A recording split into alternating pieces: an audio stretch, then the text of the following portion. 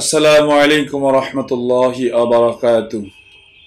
আলহামদুলিল্লাহি রাব্বিল আলামিন ওয়াল আকিবাতু লিল মুত্তাকিন ওয়াসসালাতু ওয়াসসালামু আলা সাইয়্যিদিল আমবিয়াই ওয়াল মুরসালিন ওয়া আলা আলিহি ওয়া আসহাবিহি আজমাইন ওয়া বাদ। সুপ্রিয় দর্শক শ্রোতা, আমরা ধারাবাহিকভাবে একটি টপিক নিয়ে আলোচনা করব ইনশাআল্লাহ।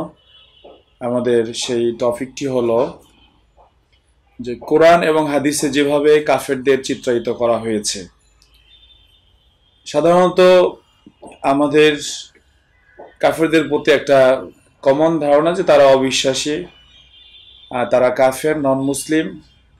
আমরা এভাবেই তাদেরকে মূল্যায়ন করে থাকি। কিন্তু আল্লাহ সুবহানাহু ওয়া তাআলা এবং রাসূল সাল্লাল্লাহু আলাইহি ওয়াসাল্লাম কাফেরদেরকে যেভাবে চিত্রায়িত করেছেন, আমরা অনেকেই সেই বিষয়গুলো জানি না। আমরা ইনশাআল্লাহ ধারাবাহিকভাবে এবং সিরিয়ালি যেভাবে আলোচনা আসছে এবং কোরআনে অসংখ্য জায়গায়, হাদিসে অসংখ্য অগণিত জায়গায় কাফেরদেরকে চিত্রায়িত করা হয়েছে। তো আমরা ইনশাআল্লাহ কোরআনের শুরু থেকে নিয়ে শেষ পর্যন্ত সিরিয়ালি, বিষয়ভিত্তিক না, যখন যে আয়াত আগে আসছে, যে বর্ণনা আগে আসছে, আমরা সেই বিষয়টাই আগে আলোচনা করব। আমা তাওফিক ইল্লা বিল্লাহ।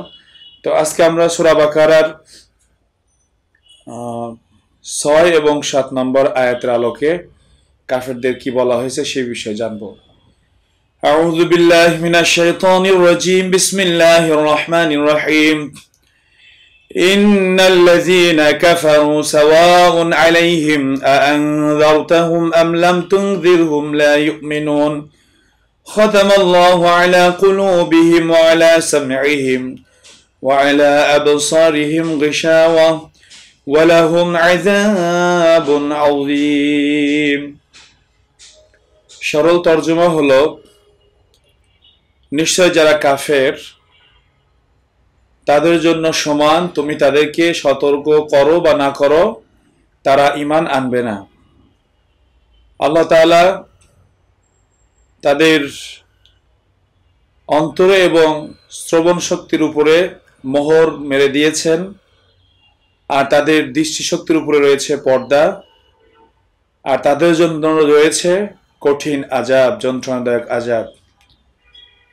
তো কাফেরদের এখানে আল্লাহ সুবহানাহু ওয়া তাআলা যেভাবে চিত্রায়িত করেছেন তা হলো যে কাফেররা তাদের কুফরের দরুন এই অবস্থায় পৌঁছে যায় যে আল্লাহ তাআলা তাদের অন্তরে এবং তাদের শ্রবণ শক্তির উপরে আল্লাহ মোহরাঙ্কিত করে দেন এবং তাদের দৃষ্টিশক্তির উপরে পর্দা পড়ে যায়, যে কারণে আর তারা কখনোই ঈমান আনয়নের যোগ্যতা রাখে না।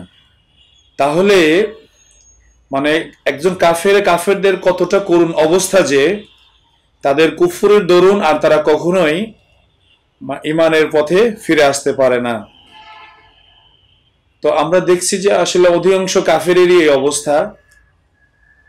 তাদের কুফরি এতটাই মারাত্মক যে তারা আর দ্বীনের পথে ফিরে আসতে পারে না। তবে অনেকে, যাদেরকে আল্লাহ তাআলা যাদের অন্তরে এবং যাদের শ্রবণ শক্তির উপরে মোহর মারে দেন নাই, যাদের দৃষ্টিশক্তির উপরে পর্দা পড়ে নাই, এরকম অনেক অগণিত কাফের তারা ঈমান আনে, আমরা সেটা দেখতে পাই। কিন্তু এখানে ওই ধরনের কাফেরদের কথা বলা হয়েছে, তারা কুফরি করে এমন পর্যায়ে পড়ে গেছে যে তাদের অন্তরে, তাদের শ্রবণ শক্তির উপরে মোহর মেরে দিয়েছেন আল্লাহ তাআলা, অতএব তারা কখনোই ঈমান আনতে পারবে না।